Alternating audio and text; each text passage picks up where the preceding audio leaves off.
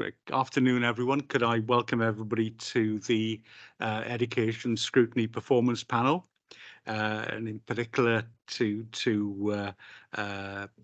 Robert Smith, the Cabinet Member, and Helen, the Director of Education. So welcome. Are there any apologies? Yes, we've had apologies from Beth Allender, Angela O'Connor and Francesca O'Brien. Fiona Gordon hopes to join later. If she can't, she gives her apologies in advance.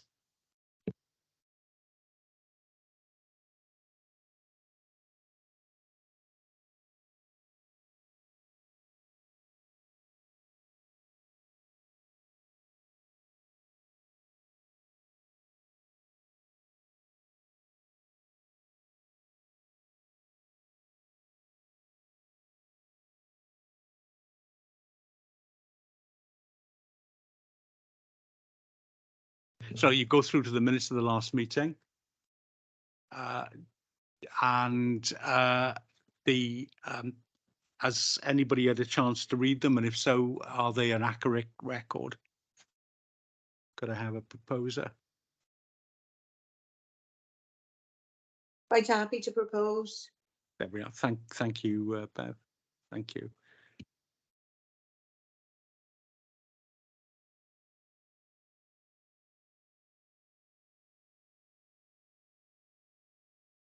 We've got two letters, one from our last panel meeting on the 14th of September and one from our visit to Gorsynan Primary School.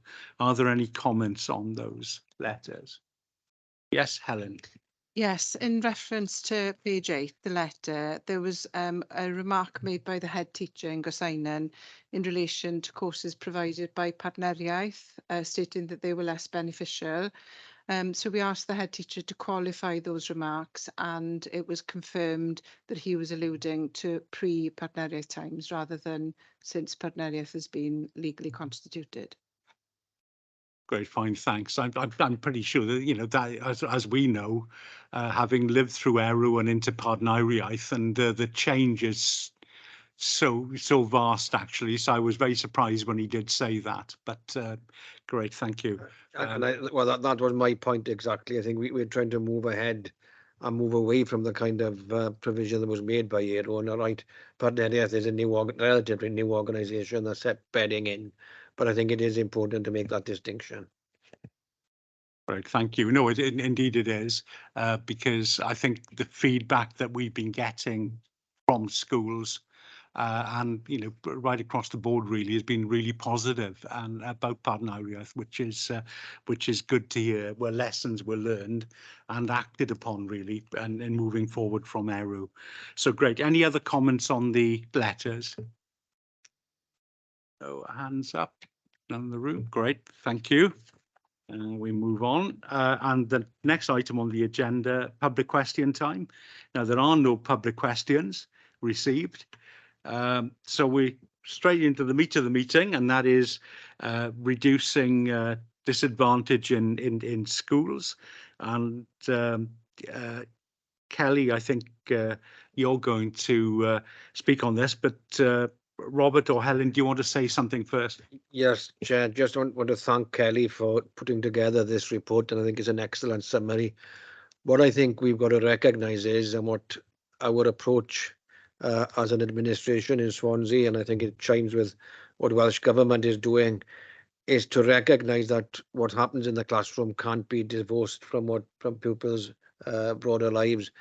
We can't separate education from the reality of things like the cost of living crisis and other issues that affect children and young people as they're growing up. And I think looking at this, the use of the PDG, the Pupil Development Grant, the rollout of universal free school meals, help with the cost of the school day and uniforms and so on.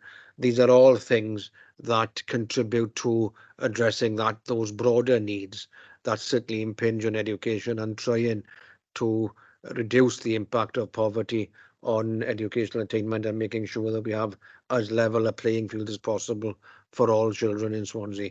So it's over to Kelly, and Kelly can take us through the report, and then we'll take questions at the end, if that's okay, Chair. Great, fine, thank you, Kelly. Hi, thank you. Okay, so the report that I'm going to go through today is looking at how the Education Directorate supports schools in their role to help ensure children and young people's needs are met by creating the right conditions for them to thrive now and prosper in the future. So under paragraph 1.3, I've noted there that Swansea's Welsh Index of Multiple Deprivation, that we've got 11.5% of our lower super output areas, which are sort of small areas within Swansea, being within the most deprived 10% in Wales. So just giving you a bit of context.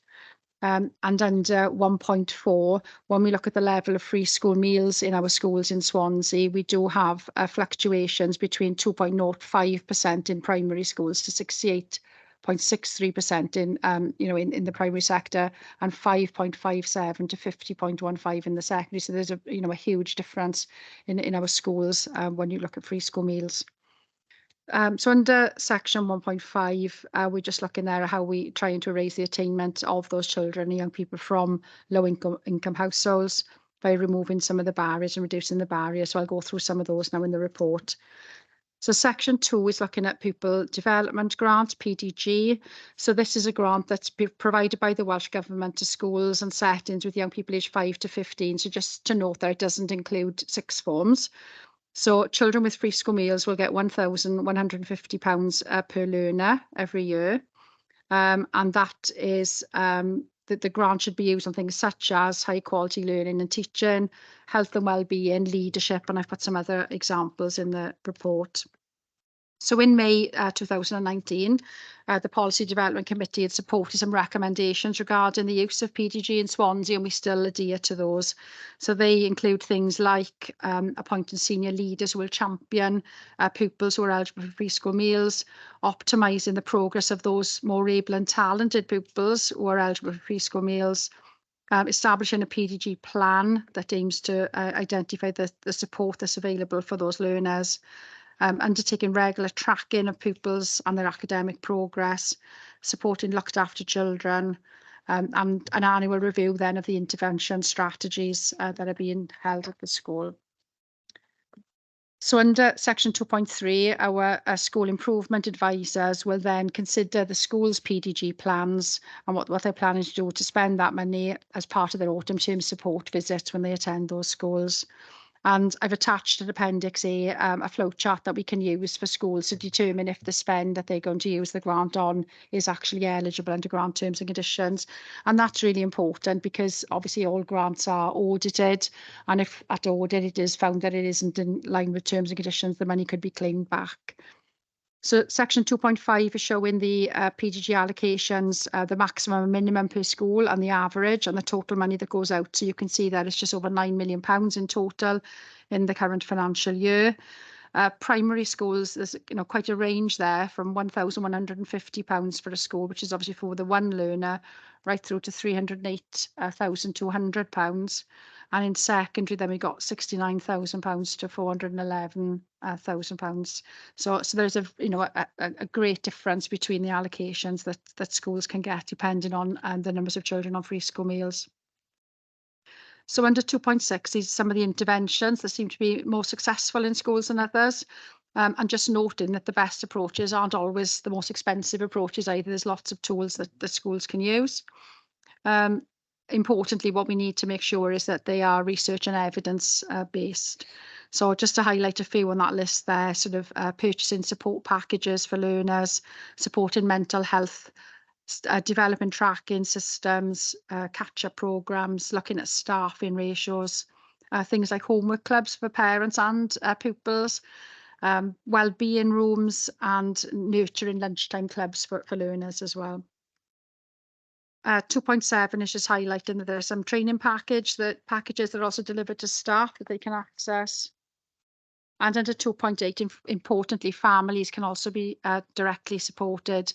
So things like availability of the free preschool childcare clubs and after school clubs, subsidised or free school trips, free school snacks, and provision of IT equipment are the things the parents might struggle with for their learners to engage in the school. So 2.9, the impact of PDG can be seen through improved engagement, fewer social services referrals, improved attendance, improved attainment, and better relationships between parents and the school.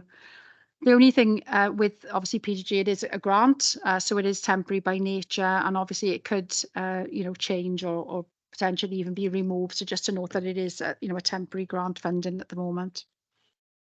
So section 3 is the rollout of free school meals. So this is a Welsh Government initiative, and we're looking to roll this out across all of Wales by 2024. So the commitment there is to respond to the rising cost of living pressures for families. And there's a list of the ambitions there to tackle child poverty, promote healthy eating, etc. So under 3.2, what we agreed as a council was that we would roll out the free school meals a whole year group at a time to ensure fairness across the whole county. So to date, pupils up to and including year 3 are accessing that universal free meal in the primary schools. So under 3.3, to accommodate those increasing numbers, working within the grant that we've had, we have had to change the menu that's been on offer to schools. So we've looked at a less labour intensive menu. So we haven't had to bring in more staff to date to be able to roll out the extra meals, but we still ensure that healthy and nutritious meal is being served. We have had a little bit of negative feedback from 1 or 2 schools about menu, but when we've looked into it, I think perhaps they've been accessing, the cook has been doing a more bespoke service to some individuals before, and obviously we haven't been able to continue with that. But they do still have a choice of two healthy and nutritious meals. So under 3.4. We're looking at new equipment. So we had the grant to provide new equipment in the schools. We've also took advantage of the grant that we had, and what we did in Swansea was we were quite clever really. We bought a lot of the equipment in advance and put it into storage. So we had everything available to be able to roll out the universal free school meals, and I think a lot of other local authorities struggled a little bit because obviously we're all after the same pieces of equipment at the same time. We did have to upgrade some electrical systems in schools. I think no matter how much planning you do, sometimes, there are things when you actually go to deliver that were unforeseen. So we have had to delay some of the rollout because of having to make sure all the schools were up to spec before we could roll out to the next year group. We have under 3.5 still got 5 schools that have got major capital works to deliver before we can complete the works in full in those schools. And we're looking there at the summer holidays of 2024. However, we don't want to just wait until then to be able to roll out any further. So our catering service are working hard now on alternative solutions so that we can deliver those meals in an alternative way. And I'm hoping that we can get those last 3 year groups, years 4, 5 and 6 in as soon as possible, really in 2024. So 3.6 is flagging that to date we've had £7.2 million of capital funding from the Welsh Government to support that equipment and building work. And we're having a revenue grant of £2.90 per meal that we're providing for the universal free school meal.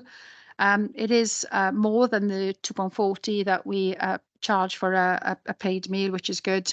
However, it's not quite enough to cover our costs at the moment. So we are still sort of lobbying to try and get more money per meal. So 3.7, the take up of the universal free school meal at the moment is about 64%, ranging from 25% to 85%. So we are investigating, why there isn't a higher take up in some of our schools, and we are indeed going to be surveying our schools very soon on the general catering service. So under 3.8. We do continually remind parents and carers to apply for their free school meal eligibility, even though they will get the free school meal in any case, because what we want them to be able to do is still be eligible for the school uniform grant, which is based on free school meal eligibility. And also as a council, our funding is based on free school meals as well, and particularly the PDG grant that I talked about earlier. So section 4, then the cost of the school day. We do frequently remind schools to consider the cost of the school day for parents and carers. We took this to the Crossfields head teacher meeting in June 23, and we're looking to do another session next year as well on the same sort of theme. We've provided information on things like school uniform grant, period dignity grant, PGG use, etc. So under 4.2, we have offered training to schools linked through to partner Erith and the cost of the school day. And there's a list of things there that schools are asked to consider when they're looking at the cost of the school day, including things like the cost of school trips, particularly if they are on trips abroad, uniform, dressing up days. And we have noted that when we have days where it's a non-uniform day, you can have an impact on attendance for pupils who are, eligible for free school meals if they can't afford those different sort of outfits for that day. And then we've got things like when you're asking for contributions for fruit and, plates and whatever else in the school. So section 5 then, school uniform. There is a Welsh Government school uniform and appearance policy document which sets out how school uniform should be determined by a governing body, because it's the governing body that determines the uniform in the school, not the head teacher. Things like basic items and colours that can be bought from multiple retail suppliers at reasonable prices. Avoiding variations in colours and styles for different year groups, because that can be expensive for parents, and obviously you can't hand them on then for second hand to other siblings. This can cover things you might have seen children with the levers 2023 on the back of the jumper and things like that. Having easily washable items, because obviously there's that cost then for laundering the items as well, and thinking about sizes as well, because even though you might have a cheaper sort of primary age child size, we do have a lot of children that would be in secondary school sort of adult sizes, and it's not as cheap then. So under 5.2, there is a school uniform grant, which is now called the School Essentials Grant. And this is a grant from the Welsh Government. And if you are currently entitled to free school meals, a looked after child, have no recourse to public funds, and you're in reception to year 11, you'll be eligible to claim that grant. So that is £125 unless you're in year 7, in which case it's £200. And under section 5.4, it's showing there what the grant can be spent on. So it's not just uniform now. There's a lot of other things that you can use the grant for. So what we do now in Swansea under 5.5, whereas previously we had a voucher system that we would give to parents to use in a school uniform shop, we've now got an online payment system. So parents and carers get the cash, and then they can spend that then on those items where they see fit. It does take a couple of days to go through, and if there is a parent that or a carer that can't use that system, perhaps they haven't got access to a bank account, then the school can help them. We can sort the money through the school for them. So under 5.6 then, it should be noted that pupils that receive universal free school meals aren't eligible necessarily for the uniform grant unless they meet the current eligibility criteria. So at the moment we're looking at a household income of less than £16,190, or if you're on there's a number of benefits that would give you entitlement to free school meals. And there's also a transitional protection in place as well. So if a child was eligible for free school meals and now they're no longer eligible, they'd be protected until December 2023, and then beyond that until they finish that phase of education. So until they finish primary school or secondary school, whichever phase they're in at the time. If you are on transitional protection or universal free school meals only, you're not entitled to the uniform grant. So it is very complicated. And I think a lot of parents are very confused, by that, because obviously they see themselves as being preschool meal eligible. They're getting the free meal, but they're not entitled to the uniform grant.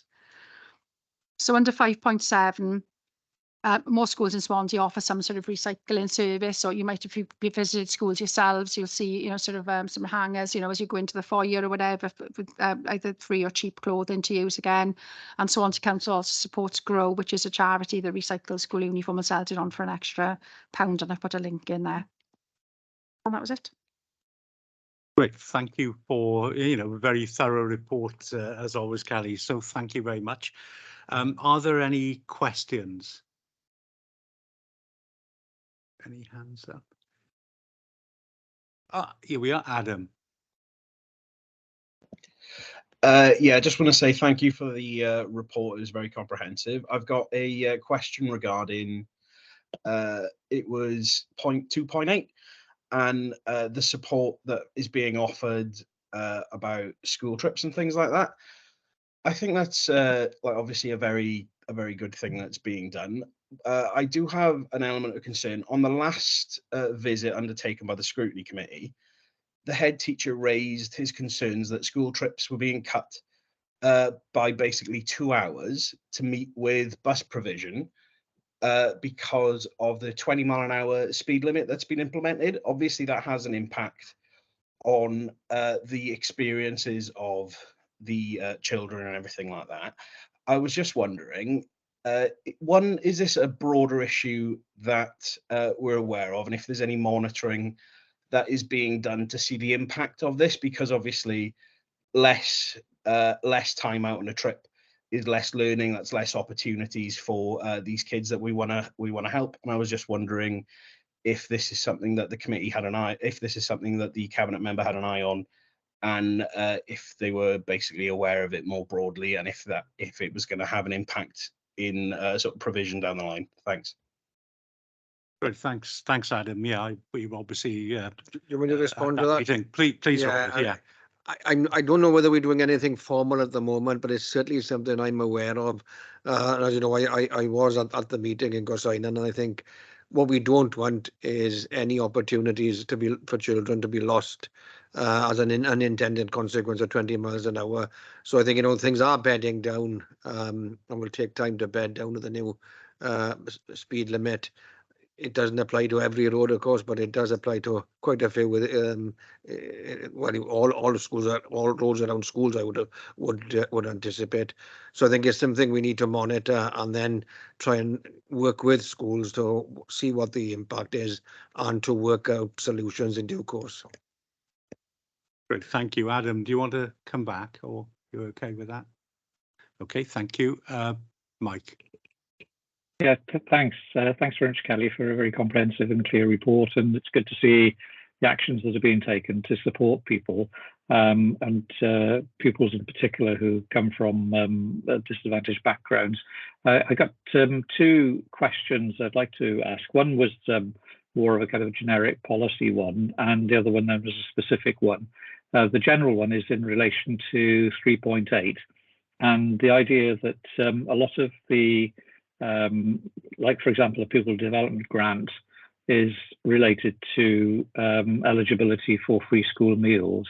With the introduction of universal free school meals, the incentive appears to be for the parents just to access the uniform or the school essentials grant, as it's now called. What will the Welsh Government be doing to introduce measures to determine such payments in future, in the sense of free school meals being used as a proxy for determining pupil development grant and so on, and the allocation of that? So I just wondered if there was any clarity in terms of what will be used in future, because parents may not go through the application process to determine eligibility for FSM if there's no kind of incentive for them, as there has been in the past, for them to access school meals. And the second question then relates to the school essentials, is that pleased to see that payments are being made to parents in advance, as it were, of payments that they would be issuing to buy basic items and school uniform and so on. But what assurance have we got for determining that the money is actually being spent on the pupil's benefit? Is there anything that we ask the parents to do in terms of submitting any kind of receipts or anything of that nature? Or is it entirely up to the parents to use it at their discretion, and it might not be to the benefit of the pupils in the end? Fine, thanks, Mike. Kelly.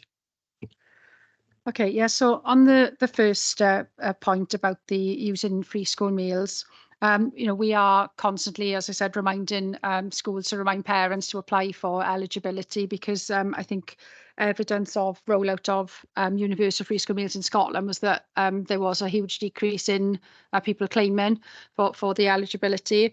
I think the advantage we've got at the moment is because the uniform grant is available right the way through from reception through to year 11, is that parents will apply for that because they can still get it. So we do just keep reminding them of it. We have had some discussions through ADU Finance, which is an Always Finance group, about this, and we will obviously be looking at whether there is an alternative method that we can use to consider social deprivation as a factor, particularly in funding formulas. And WIMD is another one that is often sort of mooted as well. But at the moment, we do only use, as you say, preschool meals. So I think it's just as that develops, we're looking at it across Wales.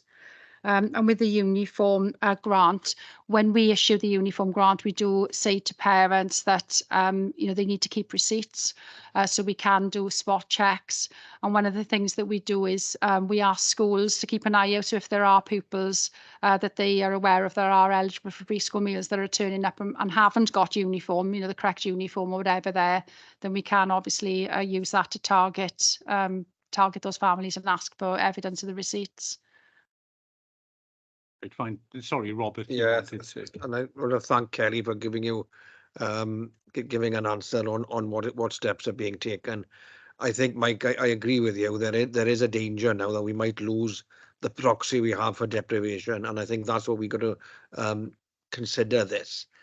That's what this is. It's a proxy for deprivation. It's not a scientific tool, and it was by no means perfect, but I think it was that the evidence showed it was better than any of the alternatives that were available at the time. So I think, yes, the answer is it's a two-pronged approach. Is to make sure that we encourage parents to register for free school meals as if the free school meals weren't being provided.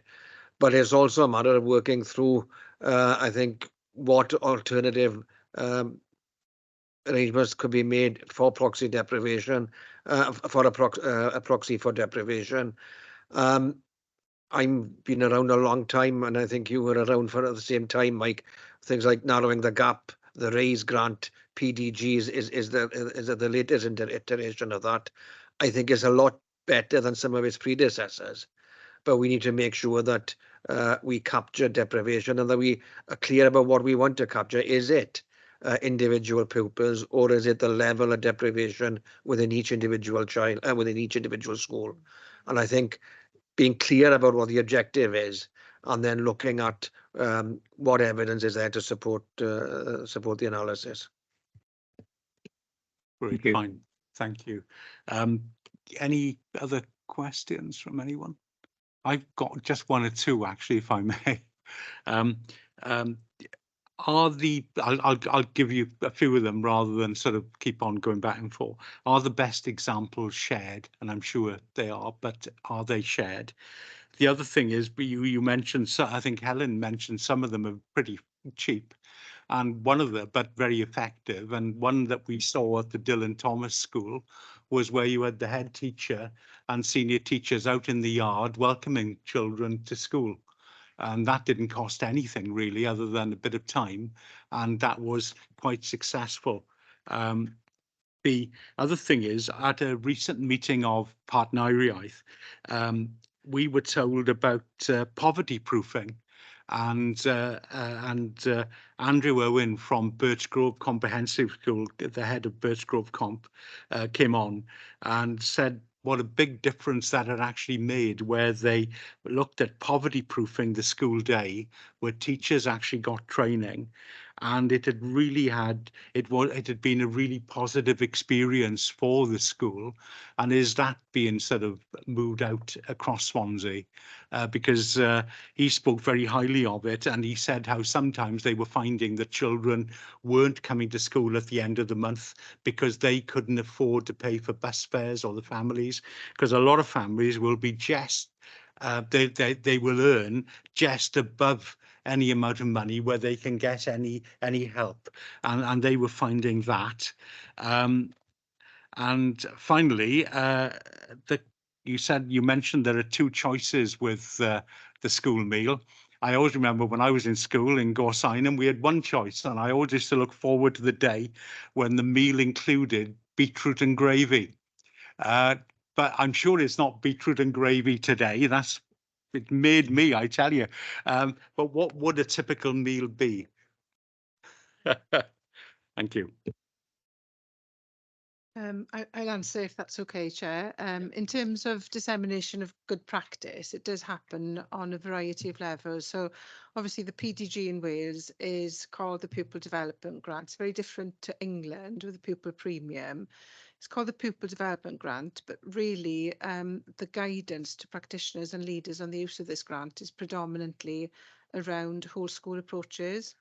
So those whole school approaches, once they're embedded, yes, we share them in a variety of ways. So one way could be our school improvement team sharing that knowledge across the system as they visit schools, but also we can do it systematically in case studies. We do have head teacher seminars where we invite our school leaders to present really on some of their good practice. So we have got a variety of ways. Partneriaeth do it as well. We've got Estin who publish case studies once they've inspected in our schools. So there's ample opportunity to share that really good practice.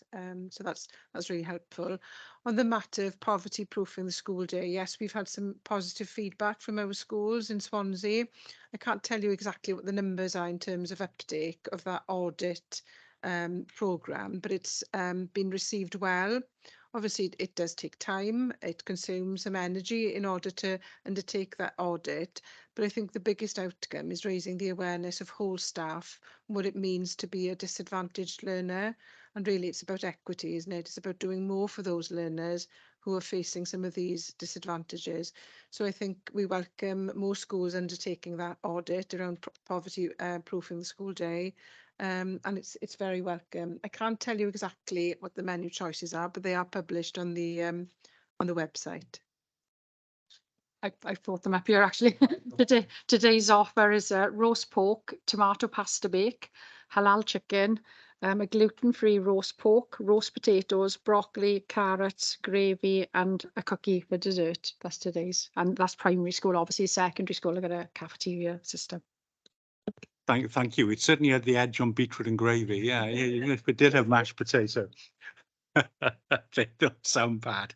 Great. Thank you very much. And if there aren't any other questions, can I thank Kelly very much indeed for putting that report together. It was really useful to find out what was going on and also, everybody's input. So thank you all. The next item on the agenda is about the School Improvement Service annual update. And that's going to be with David Thomas, our Principal School Improvement Officer. And I don't know if Robert wants to come in. Yeah, again, just want to thank David for putting together this report. It outlines the work of the School Improvement team. I think it's fair to say that we have a small team, but that the work it does is very impressive and it's been very thorough. So I don't want to go back into history again, but some of you be aware of what the situation was in Wales some 10, 12 years ago and the radical changes that were brought in, which saw regional consortia brought in. What I think our arrangements do are respond to our needs in Swansea. They make use of the expertise that we have within the team in Swansea. Of course, it's not just our own officers, it's a hybrid in terms of secondments from from practitioners. And I think that balance and the balanced approach is what we need to build on moving forward. So again, can I thank David for putting together the report? And I think it does outline both the strengths and obviously some of the challenges that remain in what will always be an evolving situation. Great, thank you. David.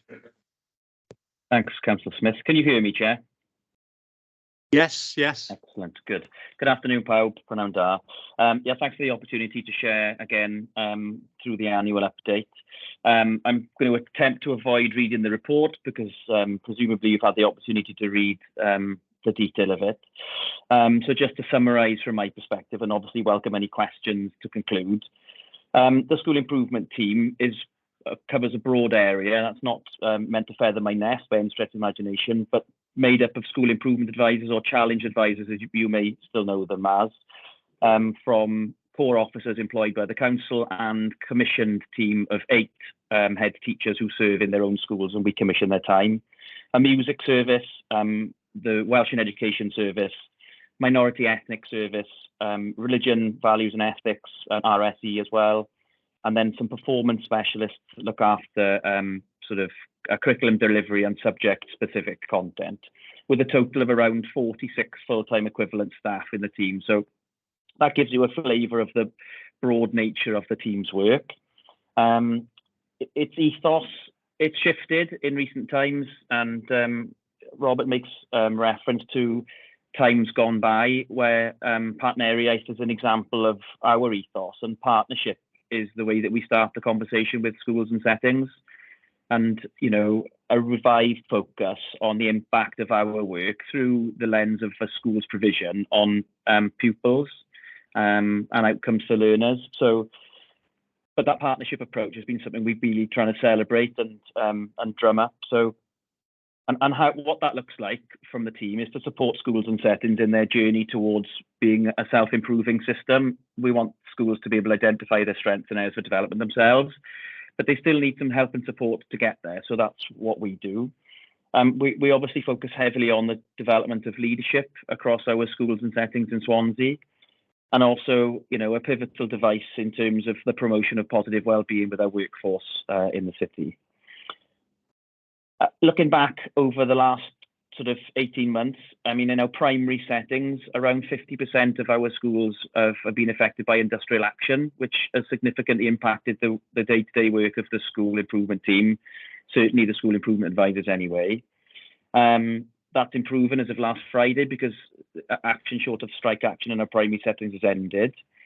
However, the inspectorate paused not during that time, and you know, at the time of reporting, you know, 12 schools were inspected, 4 of which were in a level of follow-up at Estin review, and 1 in special measures. We've since had a number of schools inspected. I can't tell you the detail of that inspection because the reports have not been published. What I can say is that those felt there was a positive outcome. So long may that continue. And I'm really pleased to announce that the findings from the school improvement team in general align with Estin's findings both in the city, across Wales, and in their annual report for both primaries and secondaries. And in summary, there needs to be a sharper focus on schools' ability to self-evaluate. There needs to be a sharper focus on the development of skills. So that looks at literacy, numeracy, and digital competence. The provision for Welsh across schools in general in Wales is an area for development. And something that crops up quite regularly is how schools feed back to learners, and that's looking specifically about progress in the moment. So that's something that we're seeing quite often.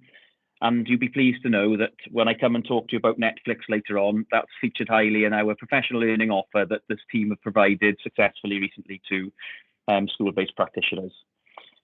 How do we go about it? So we don't wave a flag sitting in the office in the Guildhall Hall. We get out and about into schools, and that's done through the support visit. Now, historically, you'll be aware that there were 3 visits undertaken by the team in each school. But we've taken on a slightly different approach this year based on the level of need in each school, and to try and find ways that we can be more efficient and support schools better in other ways apart from the visit. And a heavy emphasis has been taken on the non-statutory school improvement guidance. And Helen and I met with senior Welsh Government officials early on in the journey towards that, where they were really keen to see Swansea's school improvement visit agenda, as it aligned quite closely with Welsh Government thinking on what schools support should look like. So we were pleased to do that. And as you'll see from the report in section 2, we ask schools to consider their approach, their self-evaluation in 3 areas: vision and leadership, curriculum, learning and teaching, and equity, wellbeing and inclusion. And over an annual cycle, we provide an evaluative report with a third-party view in partnership with the school of the school's effectiveness in those 3 areas. So for curriculum, learning and teaching, we've got a literacy and a numeracy strategy.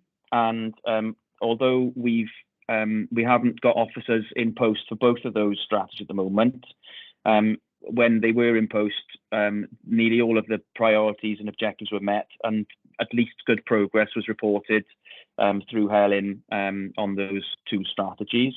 And there's a number of networks that the school improvement team provide to support schools outside of the visits. There's a few of them named in the report, but Scrutiny being one that's highly successful with our secondary colleagues. The recently revised school improvement partnership, foundation phase networks, including a self-driven model called Maithrin, and then consultative groups with our senior leaders and head teacher through CADAG, UCA and SCASH. The team actively support newly qualified teachers in their developing roles as newbies on the chalk face, and one of the team strategically leads the direction of that in partnership with Partneriaeth and the region. And this team works quite closely with the team of Mr. Jeff Fish in the stakeholder group, and we really support governors through professional learning. And I personally we provide training for curriculum, self-evaluation, school development planning, assessment, and obviously a high level of operational support for our volunteer governors. Our school improvement team find themselves answering the phone to governors quite often. We manage, in terms of operational support, the school improvement teams have operated 3 deployments in the last 12 months to schools. So there's a consultative pool of well-established senior leaders and practitioners that schools can draw on if they find themselves with a leadership capacity issue, and we support that. And the professional learning around the whole scene, promoted, obviously developed by Partneriaeth, but in partnership with mostly myself, but obviously we seek the views of our practitioners. And I'll speak a little bit more about the professional learning from Partneriaeth in a moment. So on to Netflix. We've developed episode 1, delivered, and episode 2, and I won't share the results with you, but in essence, the team has managed to secure some funding to support what's been quite a dynamic series of training, with broadly speaking, it was in school improvement guidance, school development planning and improvement planning, and then latterly episode 2 through more focused quality assurance work, how to write evaluatively, book looks, listening to learners, and learning walks. And I've never been in a meeting full of head teachers and senior leaders before when I said, right, our episode 3 is going to be, and they said, stop press, we want more episode 2, please. So I'm going to be busy, getting the school improvement team to get themselves back in front of head teachers, secondary and primary, which of course they love very much when they put under the pressure, but hey, to continue that work. And it's showing some real impact. And what I can tell you is that whereas 12 months ago, we might have seen some school development plans, improvement plans, that were essentially a list of things to do, a list of jobs, as I call them. In nearly all cases, school improvement team are reporting that these school improvement plans are now becoming far more strategic and involving a far greater range of stakeholders, including governors and pupils. So I'm really pleased to see that. And later in the year, perhaps at this time, 12 months, I'll be able to give you some hard facts and figures on what that looks like. I mentioned episode 3. We haven't written the script, we haven't got a casting, there's no filming taking place at the moment for that piece of work. However, what we can say is there's an appetite for us to support schools and practitioners to understand pupil progress through the lens of Curriculum for Wales. We've got no more end of key stage assessments to base our judgments on, and that's providing some wobbly water for practitioners to navigate. So unfortunately, it's not my job to do that because we use Partneriaeth. However, locally, we recognise that schools want to hear from us. So that's in the background, and certainly as soon as that's available, I'll be sharing that as I would normally. So just looking back again, I know this report jumps about a bit, so my apologies, but in 2023 and 2024, this is what we're focusing on. So we're really going to focus hard on visits that meet the needs of individual schools. So by no means in Swansea do we cast a blanket over our schools and settings and say, you will have 3 visits, end of. It's based on need, and that is a discussion between the school improvement advisor and the head teacher or the responsible individual.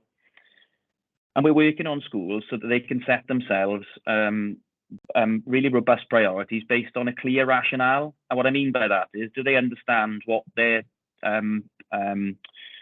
strengths are, and do they know what they need to get better at? And that sets the tone for the setting of new priorities in their improvement planning. And whilst that sounds simple, the pandemic has hit the pause button quite dramatically on schools' abilities to look inward and make some real judgments on how they improve. I've mentioned school improvement planning. We've supported schools through a new template which helps them to plan really well for school improvement, but also to reflect on their abilities, to share effective practice, and to involve all stakeholders so that there's ownership of those priorities. And that's having a profound impact on the progress that they can make towards their priority areas. We're really focusing sharply on school-based evaluations. So the evaluations that schools make are robust and sound, and they don't need the handhold of a school improvement advisor to do a book look and tell them how things are. That we're developing capacity within the system, and hopefully we'll see the fruit of that tree in our future.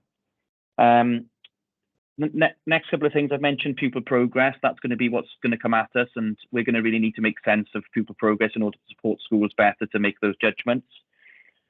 But we do need to begin the quality assurance for the impact of Curriculum for Wales on the outcomes for pupils and young people in our schools. That is a really difficult piece to get across because of the GCSE agenda and the curriculum reform with Qualifications Wales. So it's tricky to navigate, but Curriculum for Wales is now statutory for years nursery to year 8, inclusive next year in year 9, and then for the teaching of that in year 10 and year after. So it is on. We do need to get ahead of that curve and really look at what is it that we're supporting schools to understand the impact of their curriculum planning through the lens of Curriculum for Wales.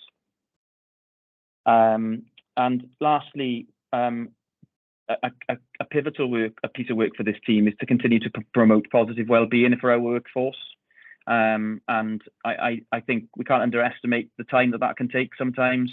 I mentioned operational support that the school improvement team, well, mostly the school improvement advisors provide, the 5 of us being recently serving head teachers in the main.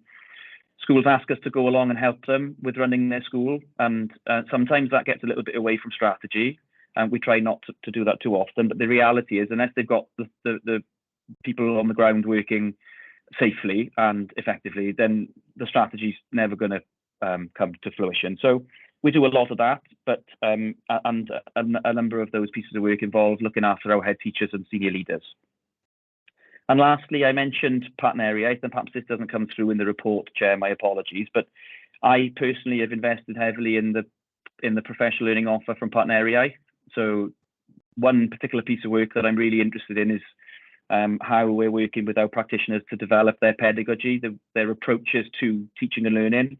So simply put, how we teach, not what we teach. And there's a brilliant piece of work, the name of it slipped out my brain now, but Jenna Gravel in partneriaeth has worked closely with me to develop not a bespoke offer, but an offer that reflects the wants and needs of schools in Swansea. And I can tell you, both through that piece of work and practitioner-based research and inquiry, there's 90 practitioners engaged in that piece of work at the moment, and Swansea continues to feature most highly in take-up of partneriaeth's professional learning offer.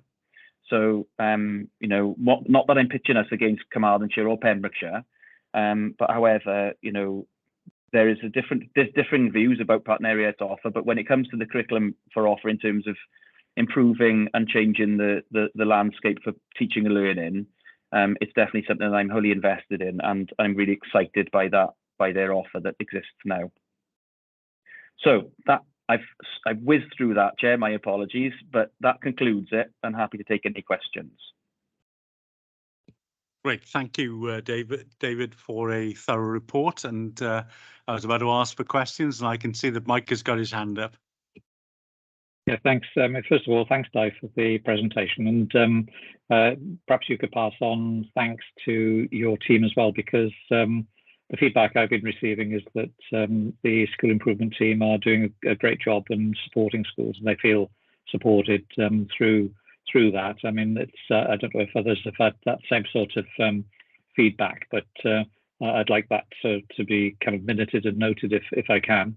The second is that you've mentioned partneriaeth on a few occasions, and I know that we've had discussions as a scrutiny panel in the past about how if you like, the organisational aspects, the strategic level have been addressed and so on.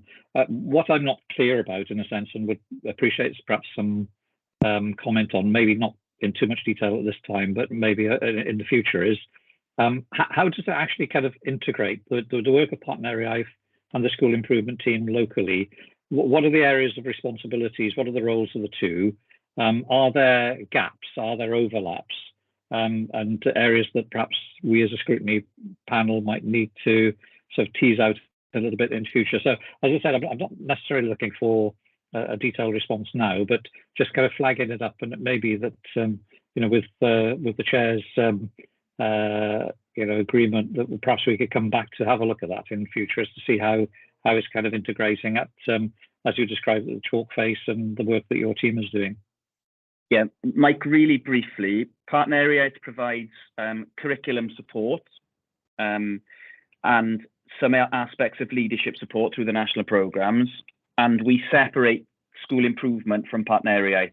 So we do the evaluation of the school and its journey, and Partner Iaith provides the training that enables practitioners to do what they need to do at the chalk face. That's simply put. There's a bit more detail to it than that, and I'm more than happy to share those plans, future down the line. One thing I can say, Mike, if you want to get ahead of it, if you have a little look at the Partner Iaith website, it'll give you a flavour of exactly what's provided, and therefore I think it'll help you to sort of unpick really what it is they provide. Okay, thanks. If I could just come back very briefly on that. It's just kind of understanding that a little bit more in detail. So, for example, if the school improvement team identifies somebody who needs support with their leadership and management styles or whatever, then it's a question, is it of recommending them to Partner Iaith, or is there a kind of a bit more direction that's given? It's that as one example, as it were, is just how that day-to-day working would be operating. Yeah, happy to share that another time if that's suitable. Yeah. Great. Thank you. Any other questions? No. David, you've been let off lightly, but thank you very much for the work you're doing. And I've also had feedback from schools to say that they really value the, when your team actually go into the schools and they feel it's part of a team to improve education. So thank you for that. The next item on the agenda is cookery in schools, and pleased that Rodri is here, who's going to talk to the report. And I don't know if Robert, you want to come in first? Yes, again, want to thank Rodri for the work that's gone into preparing this report. Again, I think we're in a period of transition in terms of the school curriculum. To a point, schools are able to enjoy a lot more freedom in terms of content and so on. And I think it's an interesting time to be looking at this subject. But if Rodri takes us through the report and gives some of the details, and then perhaps we have the discussion at the end, Chair. Rodri. Thank you, Chair. As you know, I know that this is something that's been close to your heart, and it's the discussions we've had outside of the meeting, which has probably led us really to sort of wanting to dig a bit deeper into the subject area to understand the skills that our children and young people are learning, that gives them those skills for life then, in allowing them to be able to prepare food for themselves and hopefully for themselves and families of the future. So the brief that was set was for this was what's being done in schools to provide children and young people with cookery skills, and to provide yourselves with an overview of cookery as part of the curriculum for Wales and what the current offer is across our schools here in Swansea. So firstly, when you look at the curriculum for Wales, as part of the curriculum for Wales, a head teacher must make provision for learning and teaching that encompasses each of the areas of learning, including the mandatory elements of the curriculum. The curriculum only does this if it incorporates all the statements of what matters that appear within the curriculum for Wales. So specifically for the area that we're looking at today, the health and well-being area of learning and experience provides a holistic structure for understanding health and well-being. It's concerned with developing the capacity of learners to navigate life's opportunities and challenges. And the fundamental components of this area are physical health and development, mental health, and emotional and social well-being. It then supports learners to understand and appreciate how the different components of health and well-being are interconnected, and it recognises that good health and well-being are important to enable successful learning. And then when you delve a bit deeper into the statements of what matters for this area, a mandatory statement within that is that developing physical health and well-being has lifelong benefits. This area can help learners to understand the factors that affect physical health and well-being, and includes health-promoting behaviours such as physical activity, including but not limited to sport, a balanced diet, personal care and hygiene, sleep, and protection from infection. From this understanding, learners can develop positive, informed behaviours that encourage them to both care for and respect themselves and others. These behaviours support learners' sense of self-worth, their overall mood and energy levels. Learners will be encouraged to develop the confidence, motivation, physical competence, knowledge and understanding that can help them lead healthy and active lifestyles, which promote good physical health and well-being. And as a result of all of this, learners should be taught to explain the importance of a balanced diet and nutrition and the impact that their choices have on their physical health and well-being. They should be taught how to plan and prepare basic nutritious meals, and also taught to apply a range of techniques to prepare meals. So what did we do here in Swansea to see what the picture is like? As has been touched by David already, at the time of writing and planning for this report, members of the NAHT were taking part in action short of strike action, meaning that many of our primary head teachers were withdrawing from certain administrative functions. So as a result, we've been able to gather detailed information from each individual school on cookery in our primary schools. However, our school improvement team have collected anecdotal evidence over time, and as a result, we're able to provide a brief overview of our understanding of the current offer across our primary schools. Our school improvement team reported that primary schools in Swansea are building cookery into their curriculum as required. Teachers use it to support various aspects of pupils' learning and skill development.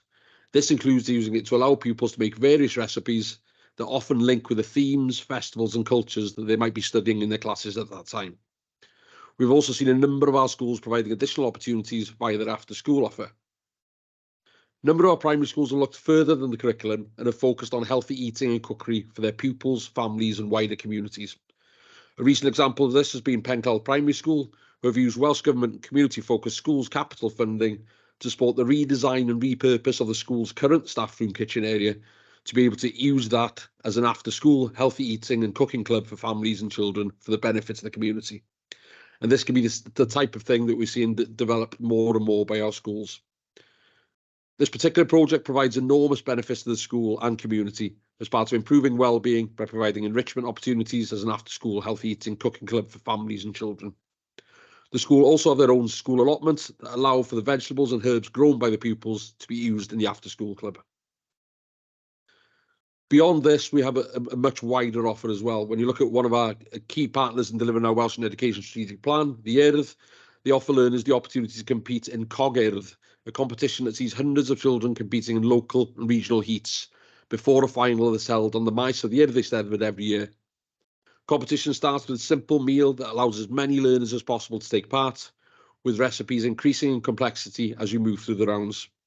The last couple of years, we've seen an increase in the learners from Swansea schools taking part, with some making it to the finals. And as recently as this week, we've seen a couple of our learners who have made it through to this year's final, which will be held at the Eisteddfod in Mayfod in May. So a real opportunity for them to have an active part, not only in learning about cooking skills, but also the wider Welsh culture. A number of Swansea schools have also started community cafes, which not only provides learners with an opportunity to prepare food, but also the wider skills of running a business in their local community. For our secondary schools, we have surveyed all our secondary schools to gather information on how cookery and food technology is taught in years 7, 8 and 9, what options are available at Key Stage 4, and any other ways our schools promote home cooking skills or similar related activities. Nearly all our schools offer food technology as part of a carousel with other subjects during years 7 and 8, with learners experiencing some practical lessons during that time. The schools that are not able to offer the subject in years 7 and 8 explained that this was due to staff capacity in this particular subject area. All Swansea schools offer food technology to their year 9 learners as part of a carousel with other subject areas. As students move to Key Stage 4, there are numerous GCSE and vocational courses offered in all Swansea schools.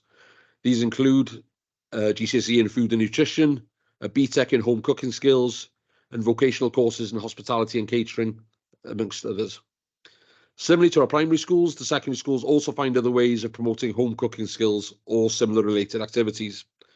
These include cooking lessons for groups of learners and their parents after school, taster sessions for year 6 learners as part of the transition offer, competitions, including the one mentioned by the Urdd, but also from the Rotary and inter-school competitions, posting recipes to assist family on the school's social medias, and regular cooking lessons for pupils within our special teaching facilities and those in our ACE classes, the Adverse Childhood Experience classes.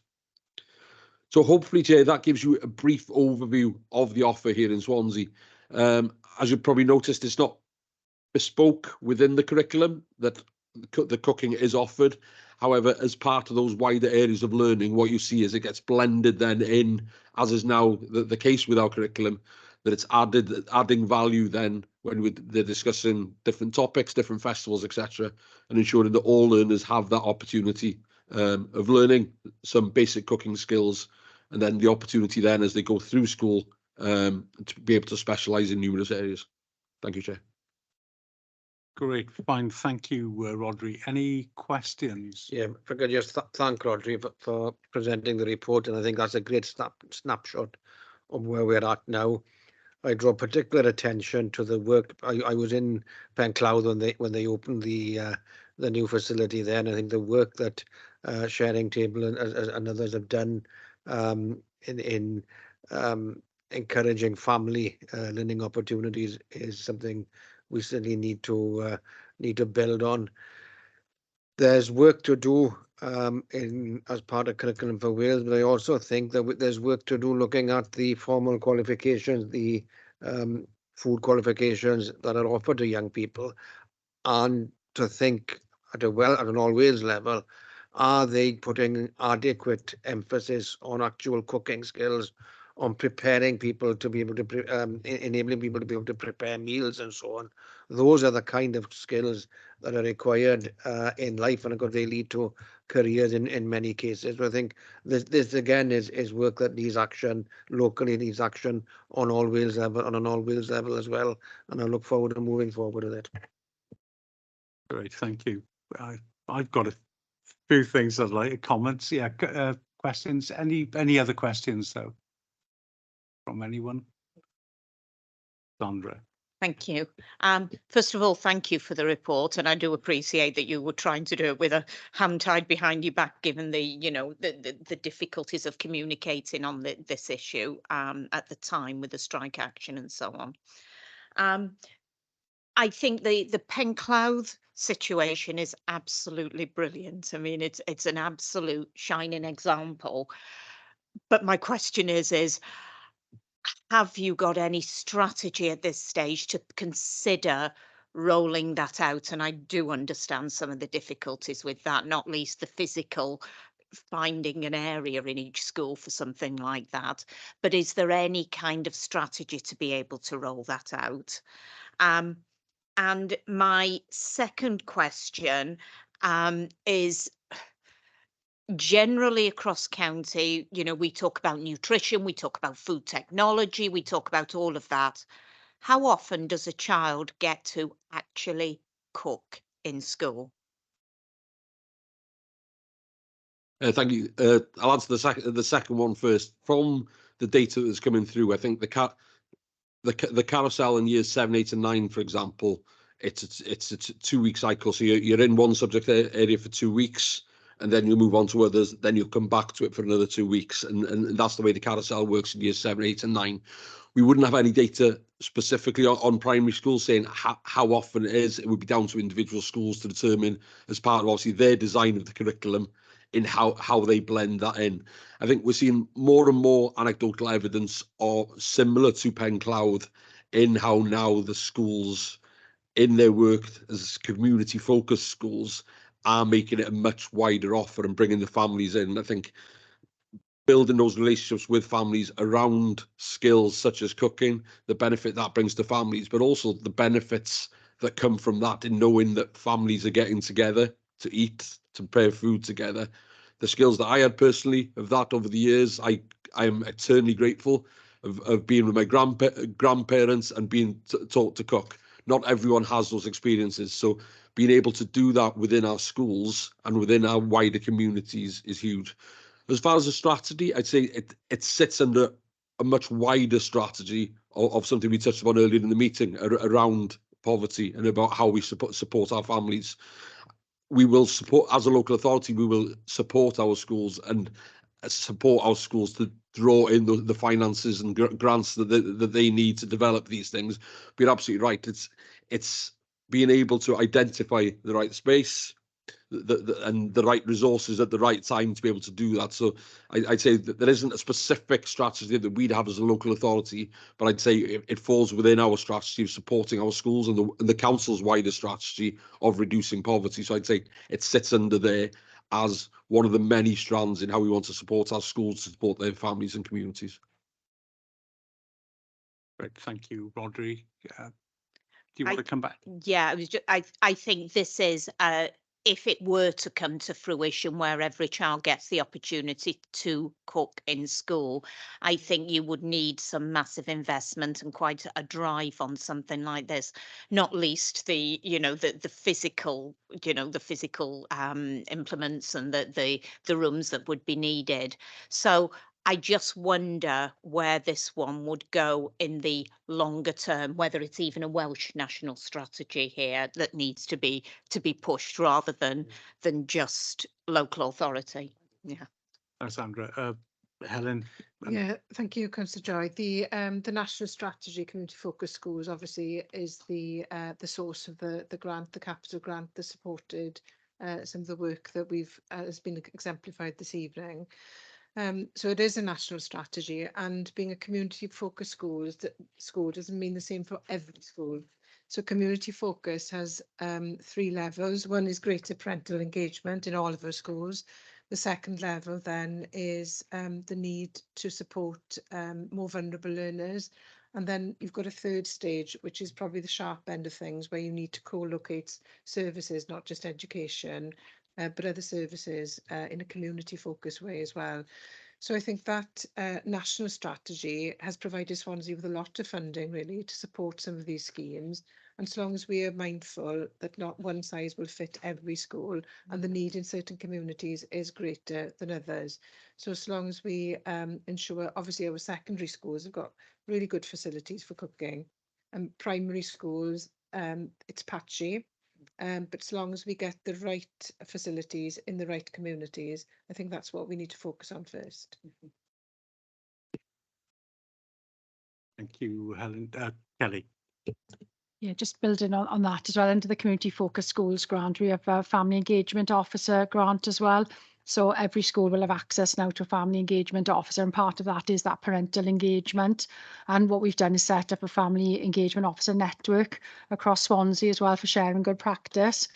So we have had, for example, Craigveilin Primary School have got the Cutchers, they call it, up there, which is a similar model where you've got the children cooking for the community, and the community, sort of coming in and they're learning from each other, sort of, perhaps retired people coming in and, I used to be an accountant or whatever, and talking to the children. So that's working really well. And we've actually got them speaking at our family engagement officer networks as well, and trying to, share that experience with other schools. Thank you, Kelly. Helen. Thank you. Just to build on Kelly's point, we've got a fantastic nationally published case study from Craigveilin on how they've developed community focused schools. So that's something that we really need to disseminate widely across Swansea, because it's there, it's been considered as really good practice nationally.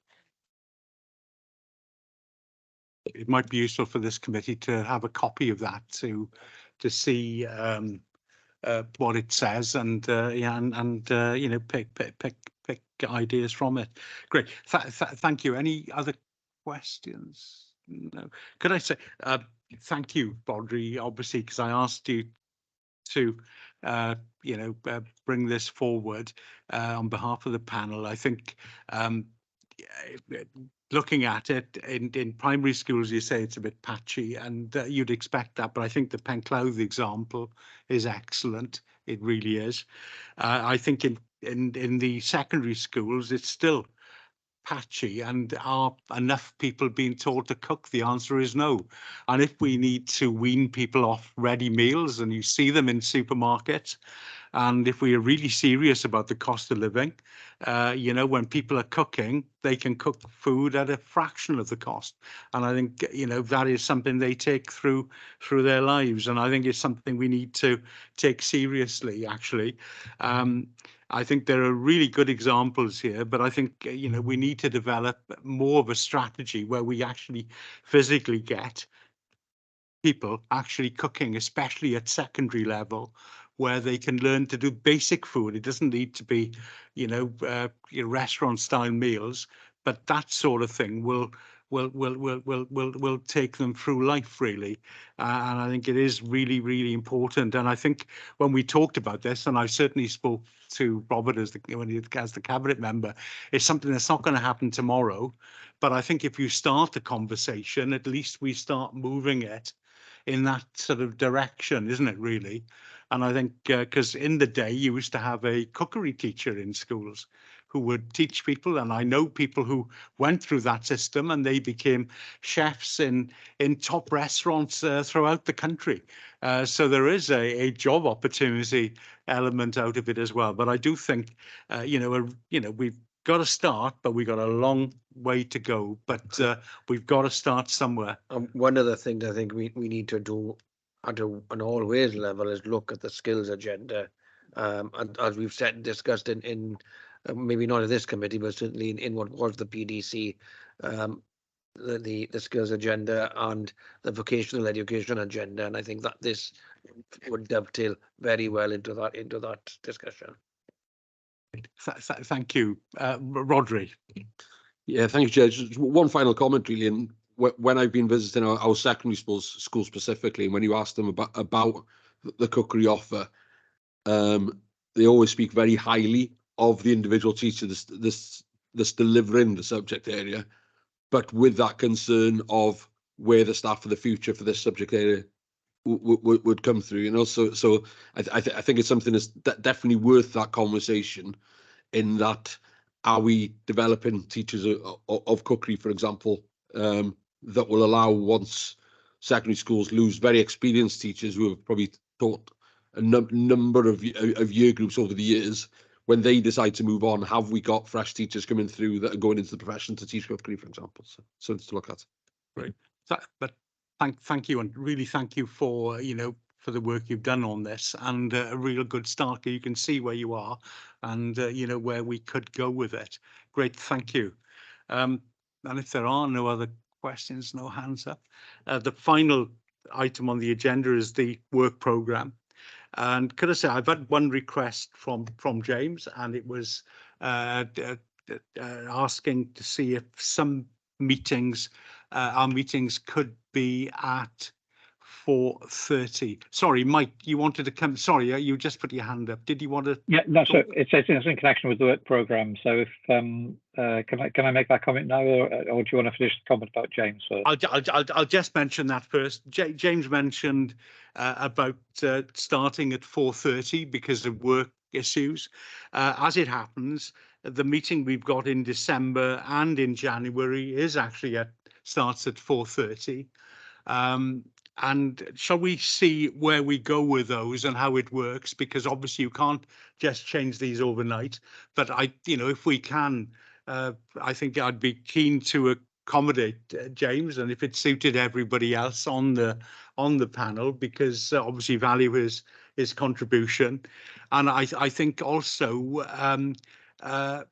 Fiona as well, who isn't here now, and possibly if it was a bit later, might be able to accommodate her better as well. So shall we see how the next two meetings go, which are at 4:30, and move on from there? But I really, really valuable. I value everybody's contributions, and it really is, if we can help in that way, that would be great. Sorry, Mike.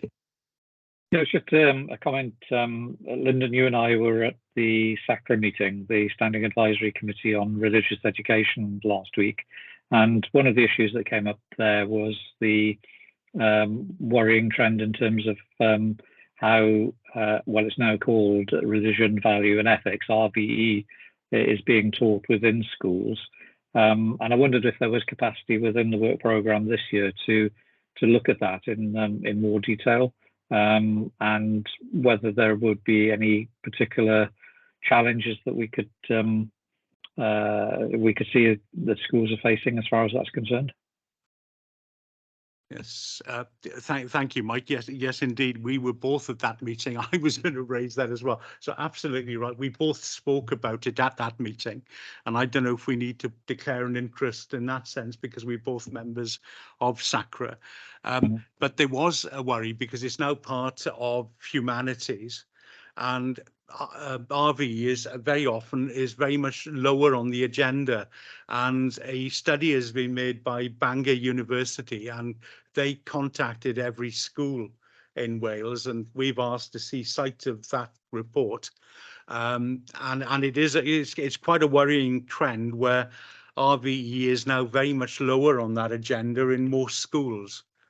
And I'd like to think if we could possibly fit that into the agenda at some point so that we can look at that, because it is a statutory requirement that RV is taught in schools, but we need to work with the grain, not against it as well.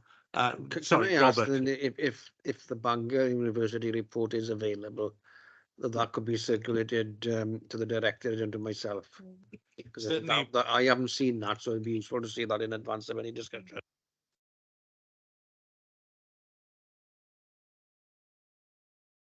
Chair, you're on mute.